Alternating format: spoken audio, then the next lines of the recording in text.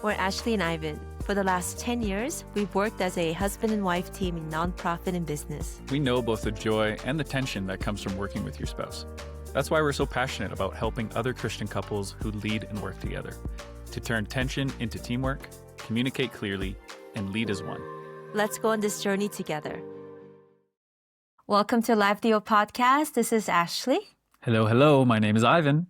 Today, we're going to explore one of the critical and very crucial foundations of working together, and that's teamwork. Yeah, this episode, we're talking about uno to duo, the teamwork shift every couple needs to make.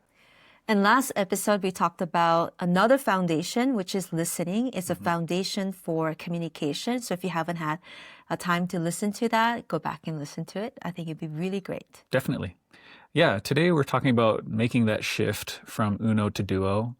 What we mean by that is moving from two individuals that are working kind of alongside each other, maybe independently, to truly working as a team that operates out of trust, unity, and encouragement. And we call this shift the uno to duo shift.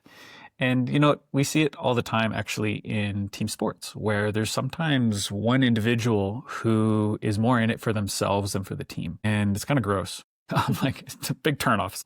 I grew up playing soccer, and so I love team sports and really appreciate when teams truly work together to achieve a goal. But those individuals who are in it for themselves, it really truly reveals their priorities, how they relate to their teammates, and ultimately what success looks like for them.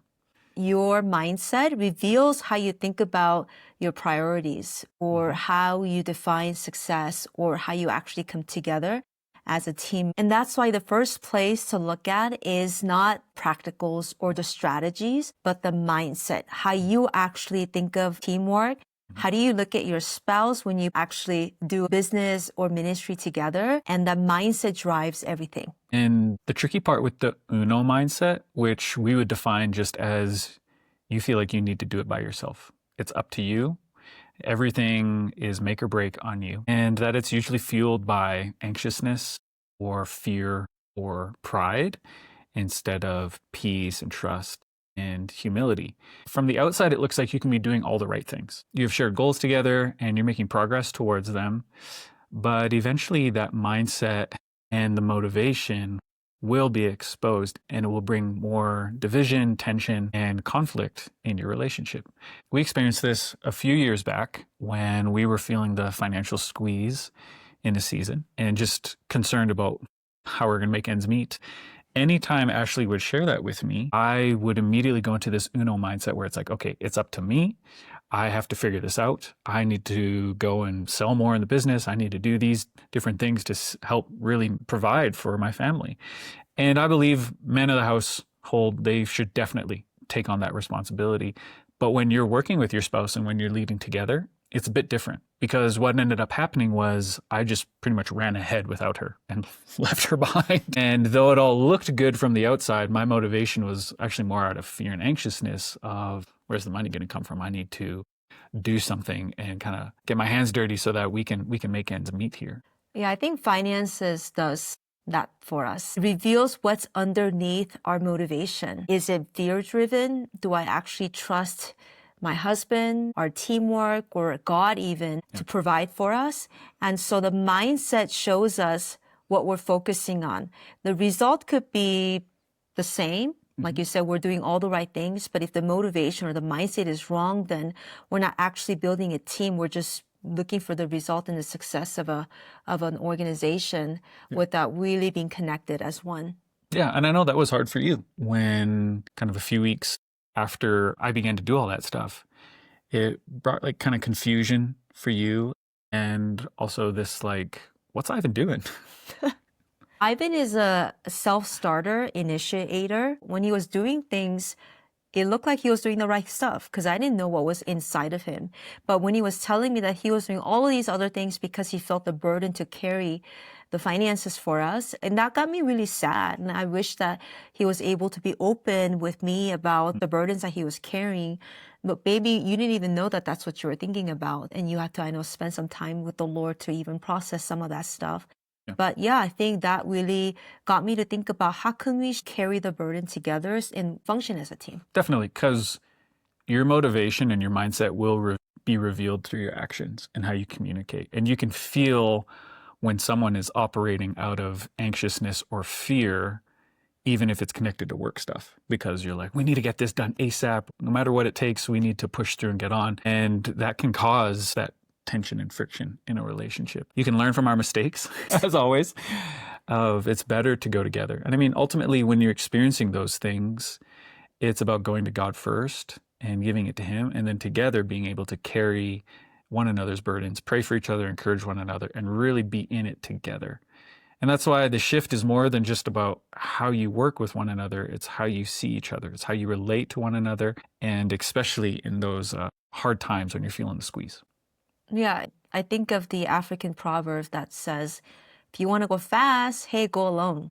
But if you want to go far, go together. And so I think as we go together as a couple, as a team, I want to go far. Right. And I want to do great things for God. And so this is why we're talking about Uno the Duo. But before we get into it, we need to first recognize, so what is Uno mindset versus Duo mindset? So let's spend some time dissecting some of that, pros and cons of Uno and Duo, because you might think that, well, Uno's easier. It's better.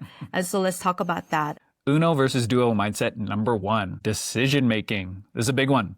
So the Uno mindset is really making decisions on your own and informing your spouse later. So the pro to this one is, man, it's clean. It's simple. There's no discussion. You are making the decision, and that's how it goes. The con is obviously you're not involving your spouse, which can bring up a whole host of problems and tension and things that you have to work through. That, yeah, your spouse won't feel as bought in on the decision, will feel left out, and you may have to do some conflict resolution. Duo mindset in decision-making process looks like this. I'm talking to you. We're going to make a decision together. We're landing on them together. So therefore, the pro to that is it builds unity. It builds understanding. I know where you're coming from, where I'm coming from. We have shared ownership. This is such a key, big one. And that every decision-making process is a chance to say, hey, I trust you. I trust God. I trust us. And let's work as a team. Con to this process is that it takes more time. It takes patience, and you have to talk things out. That just takes a lot of effort. It does. And you have to talk through the details of the decisions and the implications. And if you're trying to move fast, it can feel really inconvenient. Yeah. All right. Uno versus Duo mindset number 2 is workload and problem solving. So the Uno mindset in workload and problem solving is that you are assuming what needs to get done without actually talking to your spouse about it. And so you are taking on task by yourself. You're going to try to problem solve on your own. And so because you don't communicate, you're assuming a lot of things. When things go wrong, it's not my fault, it's your fault. And so the pro to this is that you move quickly. You don't have to navigate different opinions. And so that's very easy. Con to it is that it creates isolation and miscommunication. So assumption leads to miscommunication or lack of communication. And that you end up solving maybe the wrong problem without really consulting with your spouse, and so carrying the burden by yourself. Yeah, and you might think, man, why would someone ever do that? Why would they just assume what needs to get done? But I think when you're excited about the work and it feels clear to you on what needs to get done, or again, you feel like the burden is on you alone to do that, then naturally you're just going to actually start doing it. And so it sounds kind of like funny to talk about it now, but it's very real. I do it. Maybe more it's a guy thing. So husbands, there you go. Just take a moment and consider the Uno or Duo mindset. So the Duo mindset in this is that our workload is broken up based on our strengths. It's clear who's responsible for what, and we regularly check in with one another on how it's going and making sure that we're on the same page. And when problems do arise, that we actively bring in our spouse to help them solve the problem that we have. There's no shame in that. It's not like we try and hide it and fix it before they find out. We need to solve this problem.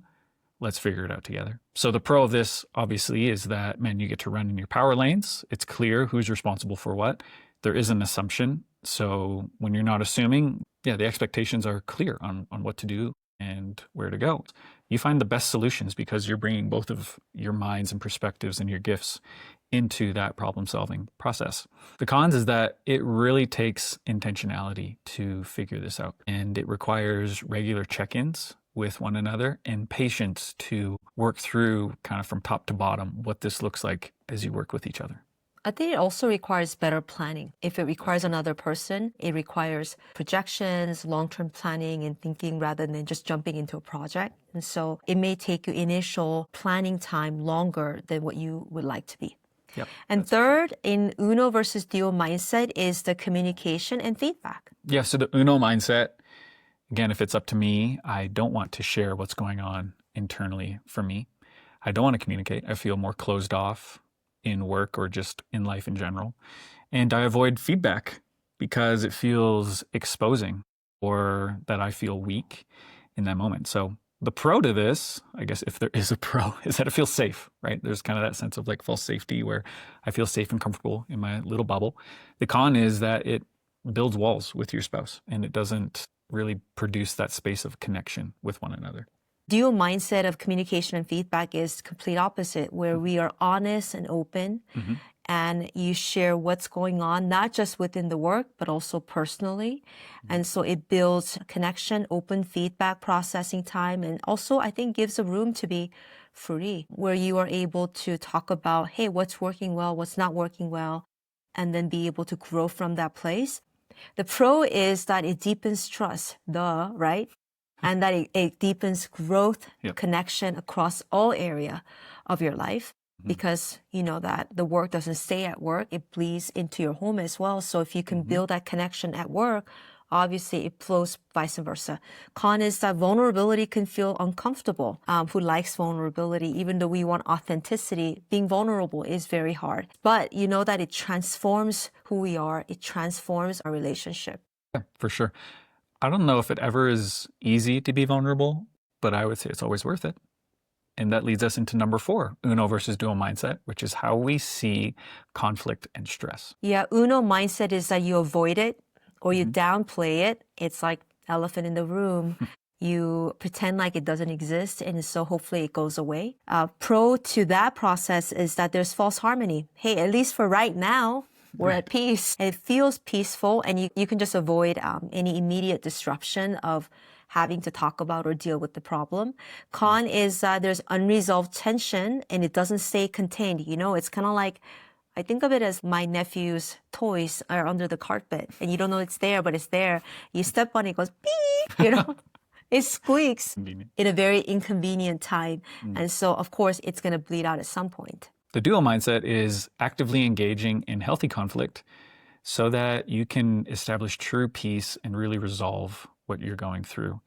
This looks like sharing with one another what's weighing you down, kind of similar to the stress piece, but it's also actively engaging in being open and honest in your communication with each other. That, hey, when you said this about that or about my idea or about me, that really like hurt me in a sense. And being open and sharing vulnerably with one another and confronting each other, speaking the truth in love to one another. So obviously the pro to this is that, goodness, you're building an incredible relationship and you're able to navigate conflict really, really well.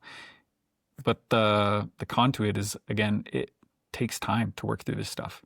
And it can feel very unproductive when these conversations come up, especially when it's a work meeting and you have to pause what you're working on in order to resolve it. And so especially, again, speaking to the guys, husbands, these moments can feel very like counterproductive and frustrating because like, oh, dude, we got to like work through this stuff again. Like, when are we ever going to finish this thing? But again, it's always worth it to have that connection established, resolve the conflict, and really work through your disagreements, your hurts, and that conflict you have with one another so that you can move forward together as a team. Number 5 to Uno versus Duo mindset is wins and failures. Yeah, the Uno is really only celebrating your wins. It's like, it sounds so ridiculous, but another way to say it is that it's like when things don't go the way you thought they were, it's immediately, well, I did my part. If you did your part better, then we would have had succeeded. Now, in any team, there needs to be responsibility of individuals, but that mindset is totally different than the Duo mindset, which we'll talk about in a second. So, I mean, Again, the pro in this is that it gives you more like personal accountability because you're driven to perform well yourself. The con is that it creates competition. Your spouse, who should be your teammate, now becomes the opposition. It can cause definitely that tension, and competition just isn't good. The duo mindset is taking time to celebrate one another and celebrate wins together. Because when you're working together and doing the daily grind, sometimes I feel like we can just, oh, that was great, move on to the next thing. Yep. But really taking a pause to say, hey, that was really great. Like, yay, thank you for doing that. And really sharing the gratitude and heart of thanksgiving goes a long way. And you know that any small ounces of grace or just the kind words, it goes a long way. So pro is, again, build unity. Woohoo! Yay. That's the theme here. And that there's shared motivation, mutual responsibility, and also mutual outcomes. And so I'm in it, you're in it, we are in it together. And that it also builds gratitude for one another. Yeah. And con is that it requires humility, and it does take time to shift from, me to we or uno to duo. And it can feel maybe unnatural for certain people if you haven't done it yet. Yeah. I don't know if it's ever a con to have humility, but it can be hard to, that's for sure. So we've been walking through these uno versus duo examples, and perhaps you've maybe identified some areas where you're more operating in uno rather than duo.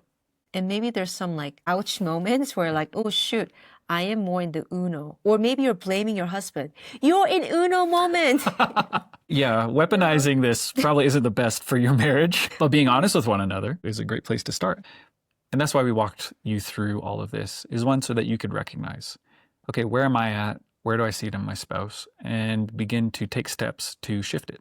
And so the goal isn't to be perfect. The goal is to just continuously grow, because we're all growing. Sometimes we feel like we're taking like 5 steps forward and 2 steps back, but that's okay because we're moving forward. And so as you think about uno versus duo mindset, maybe consider, hey, what are some areas that maybe we need to consider changing it and even reflecting on in your own life as well. And just for the next few minutes, we're going to take a look at what is required to actually make that shift from uno to duo. And these are really the foundations of a team. Think of it as like a 4-legged table, like the one that we're using right now. If one of the leg wobbles, the whole thing wobbles and collapses.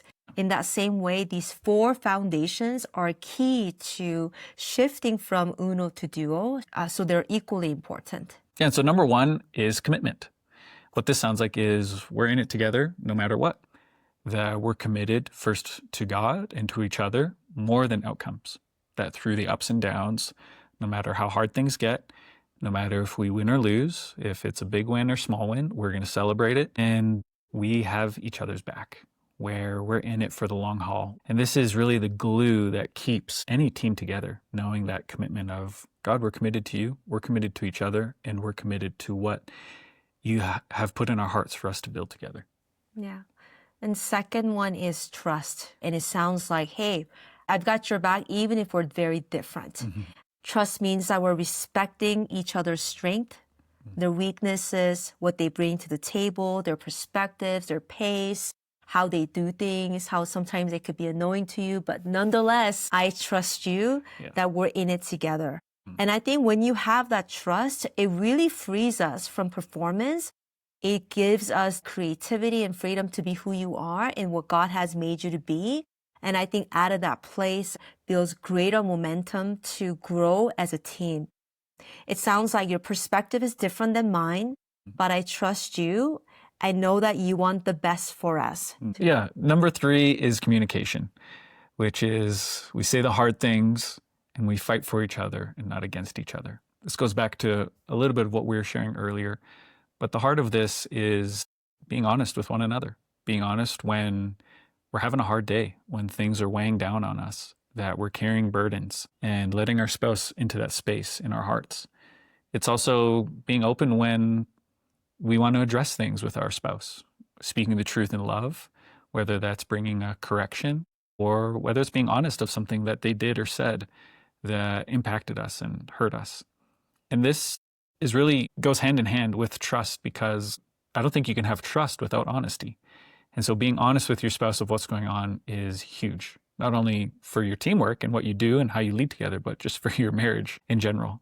And so the goal here is that it's a relationship built on honesty and true peace, not false harmony where we just kind of skim over things. Last leg of that table is celebration. We're marking the moments and we are celebrating with each other. Recognizing big and small wins is so critical because we often just don't celebrate with each other. And so we often ask other couples, hey, how are you going to celebrate? What are you going to do? You know, even going for an ice cream. I think that's a great idea because I love that, which we should do that after this recording. Sounds good to me. But yeah, just to celebrate together.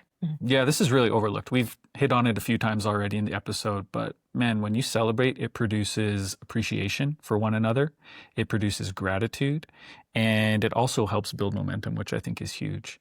You know, we did this, gosh, it was probably about a year ago. We were running a pilot program for coaching couples, and it was kind of a big test. We're like, oh, is this going to work? Is it not? The goal was just kind of do it and get it done and see and reevaluate.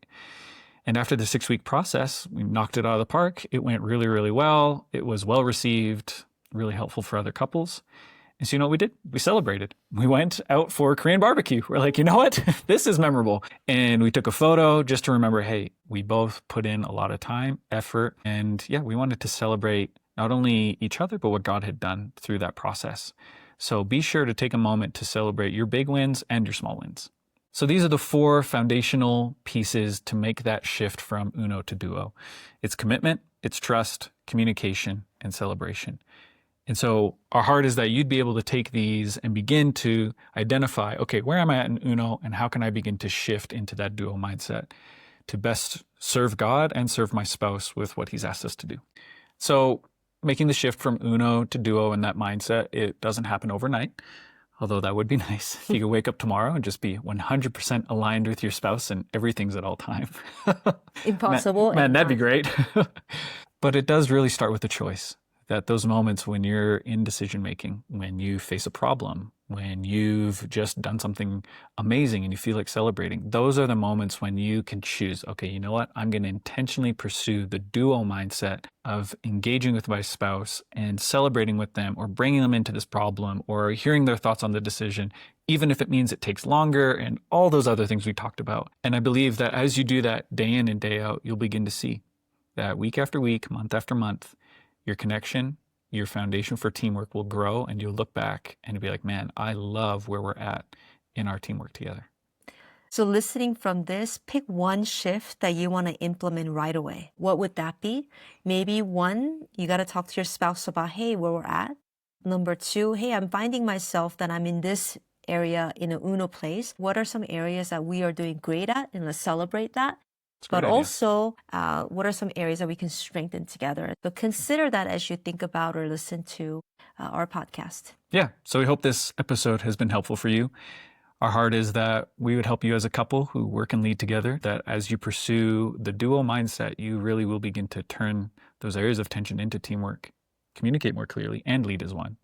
So thanks for joining us. If this has been helpful for you, make sure to subscribe. Maybe leave us a good rating, which would be amazing. Comment or like the video wherever you're watching or listening. We appreciate you, and we're looking forward to seeing you in the next episode.